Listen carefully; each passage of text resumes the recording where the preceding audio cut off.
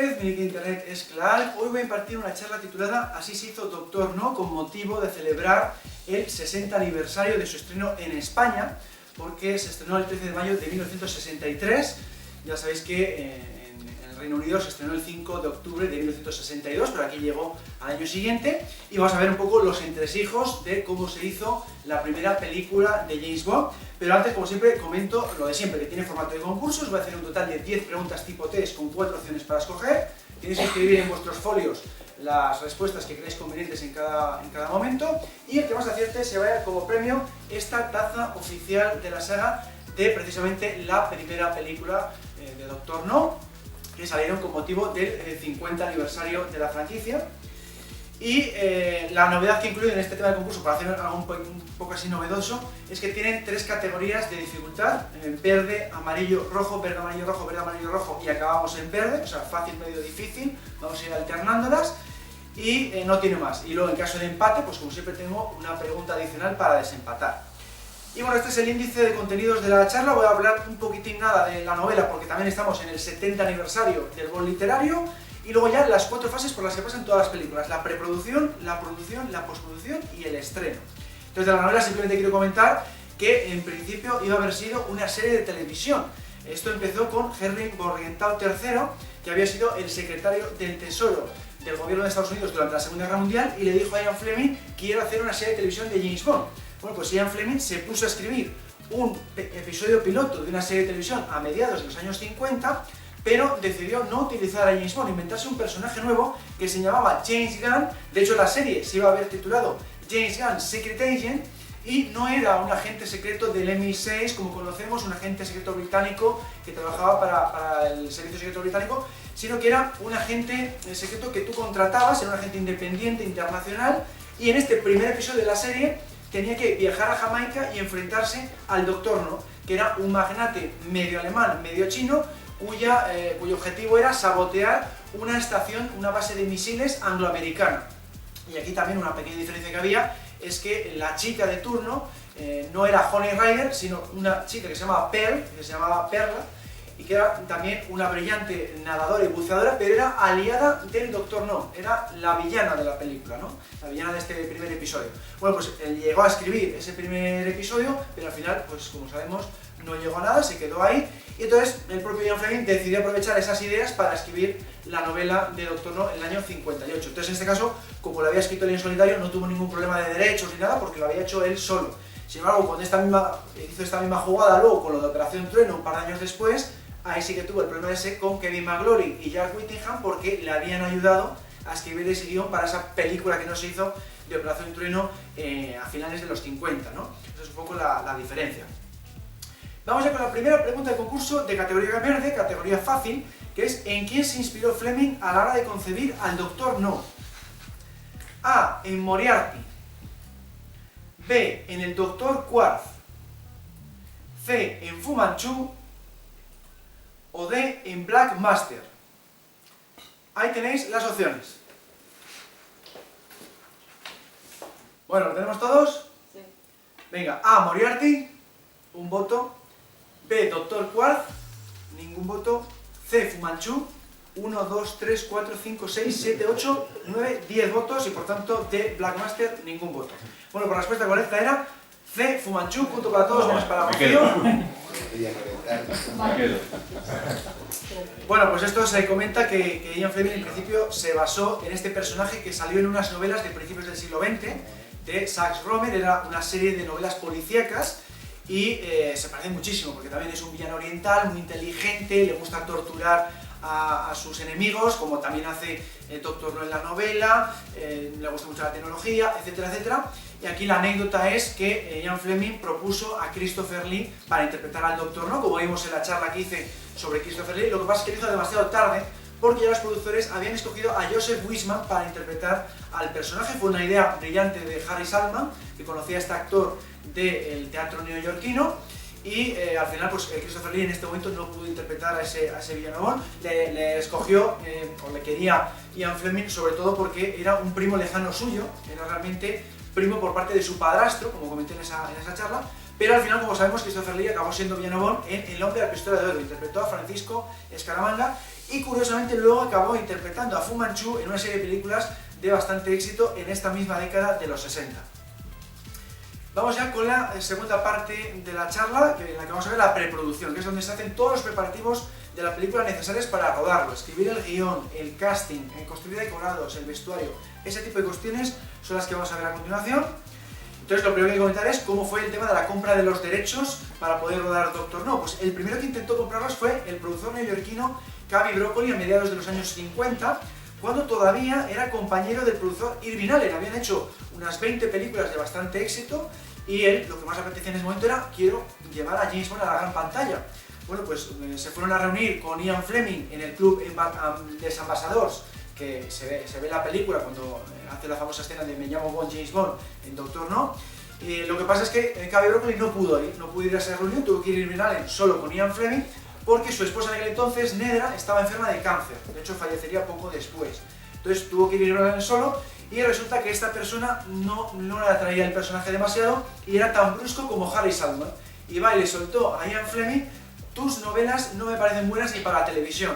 Bueno, pues ahí evidentemente no consiguieron los derechos cinematográficos del personaje, siguió un par de años más con este productor, y más tarde, cuando disolvieron esta asociación, pues Cubby Broccoli volvió a intentarlo, ¿no? Le dijo a un amigo suyo: oye, pues si quieres hacer James Bond, que sepas que el que tiene los derechos es este otro productor, el productor canadiense Harry Saltman.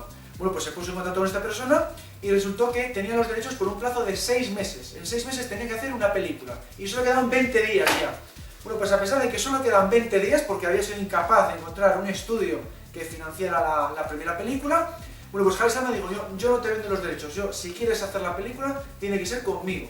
Y Cubby Broccoli pues le dio mucha rabia a esto, porque no quería otro compañero como Irving Allen, y es que esta persona era igual, era también desagradable, tenía unas ideas también, era muy cabezota con sus ideas, igual de mal, igual de brusco que Irving Allen, y le va a tener que soportar finalmente, como sabemos, hasta El hombre de la pistola durante 9 películas. Es verdad que se compaginaban bastante bien y tuvieron éxito, pero estaban cada 2 por 3 discutiendo por la personalidad de este productor, ¿no? Y esa es un poco la historia de cómo empezó el tema de la saga. Construyeron o fundaron la Eon Production, Everything or Nothing, todo o nada, porque estaban en un momento muy delicado de sus carreras y se lo jugaron todo con Doctor No. Y realmente el que consiguió ese $1 millón que hacía falta para hacer la película fue Cubby Broccoli, porque fueron a United Artists y a muchos otros estudios a ver quién les daba el dinero, y no había manera en un principio porque no veían claro lo de llevar a James Bond a la gran pantalla. Columbia Pictures, por ejemplo, solo daba $400.000 y decía Cubby Broccoli: no se puede hacer por tan poco dinero, porque tiene muchos efectos especiales, mucha acción, hay que ir a Jamaica, etcétera, etcétera. Y al final fue United Artists porque David Pickett, que era uno de los ejecutivos de esta empresa, pues sí que le gustaban mucho las novelas, entonces es el que más lo impulsó. Y aquí la anécdota fue que cuando terminó la reunión y salieron de los rascacielos de United Artists en Nueva York, pues le dijo Harry Saltman: oye, nos hemos ido sin firmar un contrato, solo le has estrechado la mano a Arthur Green, que es el presidente de United Artists, y le hizo volver a subir a los rascacielos a Cubby Broccoli para que le firmara un contrato, a pesar de que Cubby Broccoli le había dicho: ¿no? con darle la mano a esta persona es más que suficiente, estamos hablando de Arthur Green y tal, que yo quiero algo por escrito. Y le hizo volver a subir a las oficinas para pedir ese contrato, y bueno, pues consiguieron el $1 millón y se pusieron a hacer finalmente Doctor No. Aquí vemos el reparto del presupuesto de ese $1 millón. Ya en un primer momento dieron $100.000 a Ian Fleming, luego se llevaría el 2,5% de la taquilla una vez recuperado el $1 millón que habían invertido, y después de recuperar ese $1 millón invertido, el 50% de las ganancias iba mitad para United Artists y la otra mitad para la EON. $80.000 de sueldo para los productores, $40.000 para el director, $40.000 para el guionista y solo $140.000 para todo el reparto, incluyendo al actor que iba a interpretar a James Bond. Por eso se quedaban fuera estrellas del calibre de Cary Grant o James Mason, que siempre se han hablado. No había dinero para contratar una estrella, tenía que ser un actor desconocido. En cuanto al guión, pues costó muchísimo hacer el guión, a pesar de que tenías una novela de la que partir, 5 borradores de guión para hacerlo, y aquí es uno de los pocos momentos en la historia en la que se vio a Cubby Broccoli cabreado, porque él era muy tranquilo, como sabéis, porque ya en el primer borrador se les ocurrió meter a un villano nuevo, que no era el Doctor No, era un magnate naviero, que tenía como mascota un mono capuchino, como lo que veis en esta imagen, al que llamaba Doctor No. Y digo, ¿pero qué estáis haciendo? ¿No? Hay que basarse en la novela, que hemos pagado una fortuna por tener los derechos de la novela Doctor No. Entonces empezaron a cambiarlo, un guionista se marchó, siguió Richard Maybaum, tuvieron que fichar a otra guionista que era Johanna Harwood, que estaba a sueldo de Harry Salman para hacer todo tipo de guiones, e incluso el director Terence Young se tuvo que encerrar en el hotel Dorchester de Londres, que era un hotel de lujo de la ciudad, con esa guionista Johanna Harwood durante varios días hasta que terminaran el quinto borrador, que era ya el guion definitivo, justo antes de él de marcharse a Jamaica a rodar, cuando quedaban ya pocos días para marcharse. Fue muy complicado sacar el guion definitivo. El casting de James Bond pues también fue bastante arduo porque no encontraban a un actor que les convenciera. Ya digo, Cary Grant y compañía quedaron descartados, aunque Cary Grant era el padrino de la boda de Cary Broccoli porque su caché era muy alto, no se podía pagar porque solo tenían $140.000 para todo el reparto. Pensó Ian Fleming que el ideal era Roger Moore, el que más le gustaba a Ian Fleming porque era muy elegante, muy sibarita y es lo que él buscaba para su James Bond, pero cuando Cary Broccoli fue a buscar a esta persona resulta que ya estaba empezando a rodar el tema del santo, entonces quedó descartado en ese momento. Y luego lo que hicieron fue, para ahorrar gastos, un concurso abierto a todo el mundo. Podía venir cualquier tipo de persona, aunque no fueran actores. Y de hecho entre los finalistas había que si un profesor, que si un electricista, este era modelo, el que fueron finalmente escogido, todo tipo de gente, actores amateur, y ya digo, el que fue escogido fue este Peter Anthony, que era un modelo británico, y acabó apareciendo esto en el periódico. O sea, esto se sabe porque fue un concurso abierto y salió en el periódico. Lo que pasa es que en el último momento dijeron que no, porque esta persona, interpretativamente hablando, no les convenció. Entonces dijeron, tenemos que coger a un actor, aunque sea desconocido, pero que sea actor en condiciones. Y por eso cogieron a Sean Connery, porque era económico también. Tenía cierta carrera, era bueno y era económico. Y sobre todo porque vino recomendado por dos partes. Por un lado, el montador Peter Hunt había montado una película suya y le recomendó a Harry Salman, y por otro lado la esposa de Cary Broccoli, Dana Broccoli, le había visto en una película reciente que era Darby O'Gill y el Rey de los Duendes, una película de Disney en la que curiosamente cantaba, una de las pocas veces en las que se ha visto a Sean Connery cantar, y le recomendó también porque le parecía muy atractivo, ¿no? Le llamaron a una entrevista y dijeron, pues les gustó mucho porque se movía como una pantera y tenía mucho carácter. El hecho de que dijera, yo no hago pruebas de cámara, o me tomáis o me dejáis, esa fuerza, ese carácter que tenía como persona, les gustó mucho para que luego lo aplicara al personaje, cuando en otras ocasiones igual, pues mira, si no haces pruebas de cámara te dejamos fuera. Pero en este caso jugó a su favor y le cogieron. Luego va a jugar un poco en su contra, porque, por ejemplo, ya en esta primera película va a pedir aumento de sueldo y se lo van a conceder. Luego más adelante, como sabemos, va a llevar a juicio a los productores porque va a pedir más dinero por los derechos de la saga, incluso cuando ya no es James Bond. Pero en este momento ese fuerte carácter juega a su favor y le escogen como James Bond. La que más cerca estuvo de ser Honey Rider fue Gabriela Licudi porque llegó a grabar una prueba de cámara con el propio Sean Connery y con Terence Young. Lo que pasa es que esta chica al final, como sabemos, fue descartada y se tuvo que conformar con ser chica Bond, pero en Casino Royale del 67. Es una de las chicas que aparece en esa mansión escocesa al principio de la película y bueno, tuvo una carrera muy discreta porque en los años 70 dejó el mundo de la interpretación y se fue con su marido a Sudáfrica a montar un negocio de safari. Luego en los 80 volvió al mundo del cine, pero a montar una compañía de producción. Entonces al final, como sabemos, escogieron a Ursula Andress porque Cary Broccoli quedó prendado con unas fotografías que había suya en plan Honey Rider, con el pelo mojado, con bikini y demás, en una oficina de un ejecutivo de United Artists, y dijeron, esta tiene que ser Honey Rider. Harry Salman no le convencía porque decía, es que no sabemos si sabe interpretar. Y va Cary Broccoli y le dice, con esa mirada no hace falta que sepa interpretar. Y esa fue la razón por la que fueron a por ella. Y curiosamente Ursula Andress luego no tenía mucho interés en el guión, no le pareció un buen guión. Lo que pasa es que luego en una fiesta que organizó Kirk Douglas, le enseñó el guión a Kirk Douglas y le dijo, tienes que hacer esta película, Ursula, porque me parece muy entretenida y lo vas a pasar muy bien rodando en Jamaica. Y al final la convenció de que hiciera este papel, que luego va a ser, como sabemos, el papel más famoso de su carrera, ¿no? En cuanto a decorados, pues va a haber también muy poco dinero para el tema de decorados, igual que para el tema del reparto, y aquí el diseñador de producción pues hizo un trabajo increíble para el poco dinero que contó. De hecho, tuvo que tirar de un fondo de emergencia que le dieron los productores para poder terminar los decorados, y gracias a esta película también la carrera de Kenneth Branagh, igual que la de Ursula Andress y Sean Connery, despegó. Ya de hecho en la película siguiente que hizo fue una de Stanley Kubrick, Teléfono Rojo, Volamos hacia Moscú, que le impidió hacer Desarrollo con Amor. O sea, hizo un trabajo espectacular. Aquí vemos, por ejemplo, La guarida del Doctor No, que metió un toque de humor, igual que tiene toda la película, en cuanto a que es muy exagerada la película, pues aquí captó esa esencia de la película, mezclando, vamos a decir, haciéndolo muy extravagante, porque hay un contraste muy fuerte entre cosas muy antiguas con cosas muy modernas, ¿no? Eso es lo que quiso aplicar. Y aquí un truco que hizo para ahorrar costes, por ejemplo, metió lámparas de su casa en el decorado, porque es que no había mucho dinero en donde gastar. Y otro truco también para ahorrar costes, utilizar un spray acrílico para conseguir que la madera pareciera metálica. Esta compuerta realmente es madera contrachapada, pero él utiliza un spray acrílico que había descubierto, que se había empezado a usar en Estados Unidos, y ya se había usado en alguna película italiana, y consigues, depende del color que utilices, que parezca acero o que parezca bronce. Bueno, pues esta compuerta da esa impresión y realmente es un efecto muy bueno pues para ahorrar costes en la construcción y no tengas que utilizar metales, ¿no? Vamos a ver esta escena de la guarida del Dr. No para apreciar lo bien que le quedaron los decorados a Ken Adam. Mire usted, tulipanes de mar. No viven por encima de los 70 metros. $1 millón, señor Bond.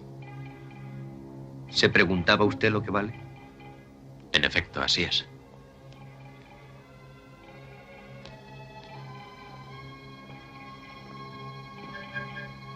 Perdonen que no les dé la mano, resulta un poco extraño con estas, una desgracia.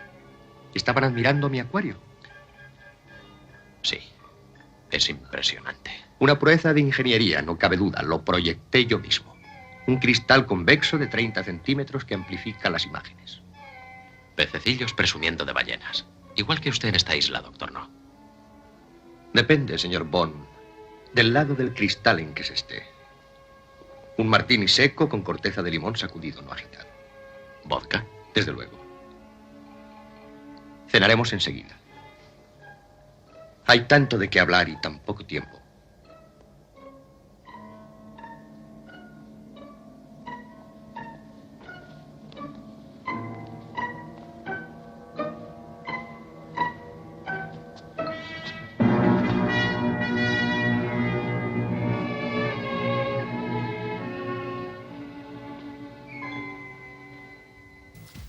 Bueno, pues aquí hay que comentar dos brillantes improvisaciones que hay en esta película. Por un lado, lo de esos grandes peces que se ven y que dicen eso de pececillos presumiendo de ballenas, eso no estaba en el guión, lo tuvieron que meter porque no le dijeron al montador Peter Han, oye, necesitamos metraje de peces para esta parte del acuario. Se lo dijeron en el último segundo, tuvo que coger metraje de archivo y lo único que encontró fue ese, y claro, parecían unos peces enormes. Entonces, vamos a meterlo por guión.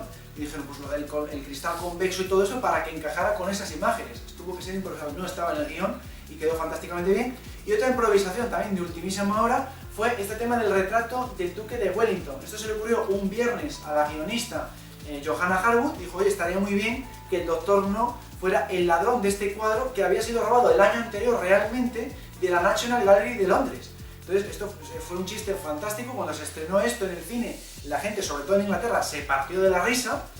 Y esto, claro, dio muchos problemas a Ken Adam, porque tenía que hacer una réplica de un cuadro que había sido robado y tiró de una diapositiva. Tuvo que coger una diapositiva, ampliarla y dibujar sobre ella, sobre la proyección, y hacer una réplica en tan solo un fin de semana, porque el lunes ya se rodaba esto, no había que retrasar la producción. Fue algo increíble por parte de Ken Adam y una brillante improvisación de esta guionista que aportó mucho a la película. Vamos con la segunda pregunta del concurso de dificultad media. ¿Qué decorado se convirtió en el favorito de Ken Adam y recibió el aplauso del equipo? Es algo que comenté en la charla de Ken Adam y en el artículo biográfico de la revista de Ken Adam. A. El reactor nuclear. B. La sala de la tarántula. C. La sala de Star. O D. La suite de Bond y Honey.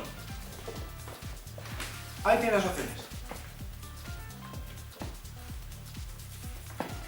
Bueno, ¿lo tenemos todos? Venga, vamos a votar. A. El reactor nuclear. 2 votos. B. La sala de la tarántula. 1, 2, 3, 4, 5, 6, 7, 8. C. La sala de Star. 1 voto. Y D. La suite de Bond y Honey. Ningún voto. Bueno, pues la respuesta correcta era la sala de tarántula, punto para la gran mayoría. Estas fichas. Bueno, pues aquí explico que esta sala de tarántula, fijaos que mal iba de tiempo y de dinero, que le vio a la gente dibujar el boceto de este decorado en el propio suelo del set. Iba muy mal de tiempo y solo tuvo $450 para gastar, que era lo último que le quedaba ya de ese fondo de emergencia que le dieron los productores. Fue algo increíble y claro, como tenía tan poco dinero, solo pudo poner la reja del techo, la silla en la que se sienta el profesor D y la mesa en la que está la jaula de la tarántula. Es que no había dinero para más, pero hizo un efecto, tal y como está colocado, tal y como está hecho, fantástico, todo el mundo, ya digo, en cuanto vio el equipo el primer metraje grabado de esto, le hizo una ovación, le quedó realmente increíble y se convirtió en su decorado favorito de esta película. Vamos con la tercera pregunta del concurso de dificultad difícil. ¿Cómo se logró el efecto de los lanzallamas del tanque dragón? A. Eran reales. B. Con inyectores de aceite. C. Con mangueras de gasolina. O D. Con válvulas de gas. Ahí tienen las opciones. Venga, A. Eran reales. 3 votos. B. Con inyectores de aceite. 4 votos. C. Con mangueras de gasolina. 2 votos. O D. Con válvulas de gas. Otros 2 votos. Aquí puede ocurrir de todo. Está muy dividida la cosa porque es una pregunta, ya digo, dificultad difícil. Eso es lo que quiero contar aquí, novedad. Y la respuesta correcta eran reales. Entonces, para 3 personas. O sea, no tienen presupuesto y se podían tener un lanzallamas real. Ahora lo explico. Bueno, pues lo explico, y es que resulta que aquí les prestaron el ejército británico unos lanzallamas de verdad. Entonces esto lo viene muy bien porque ahorras presupuesto. Si te dan de verdad, no tienes gastos. Entonces les vino de maravilla. Y es algo que va a ocurrir más adelante en la saga. No sé si sabéis, por ejemplo, en Operación Trueno contaron con la colaboración de un militar americano retirado llamado Charles Russo y les dejaron todos los aviones y todos los barcos americanos de la Marina estadounidense. Y eso les vino muy bien porque ahorras gastos. La participación del ejército americano en ese caso. Es algo que ha ocurrido muchas veces en la saga y ya aquí ocurrió por primera vez, en este caso por parte del ejército británico. Lo que sí son efectos especiales es el tanque dragón. El tanque dragón es un tractor que consiguieron allí de Jamaica, se utilizaba para trasladarse por esta zona de los pantanos, con metiéndole encima una carcasa de cartón y madera contrachapada. Esto lo hizo Sid Kane, que era la mano derecha de Ken Adam, el director artístico se llama, y lo hizo la verdad es que muy bien con todo tipo de trucos para disfrazarle, ¿no? Y aparte, por ejemplo, tuvo que poner vías de tren para que el vehículo no se hundiera en el fango. Y aún así tuvieron un problema, que se rompió el eje de transmisión del vehículo y retrasó el rodaje medio día mientras la reparaban. O sea, es que incluso estas escenas que aparecen muy sencillas tienen muchas dificultades. Incluso la búsqueda de este lugar de rodaje costó muchísimo a Sid Kane y al especialista Bob Simmons, el doble de Sean Connery, porque en una ocasión que estaban buscando por estos pantanos se hundieron hasta la nariz en el fango. Fue una cosa increíble y cuando salieron del fango tenían todo el cuerpo lleno de sanguijuelas que se tuvieron que quitar con un cigarrillo. O sea, y luego, además de todo eso, tenían todo el cuerpo, cuando abandonaron estos pantanos, plagado de picaduras de mosquitos. O sea, era el peor sitio de rodaje de toda Jamaica, pero les venía bien para hacer esta escena. Y luego lo sufrieron, por supuesto, Ursula Andress y compañía, porque además el olor de este barro dicen que era espantoso.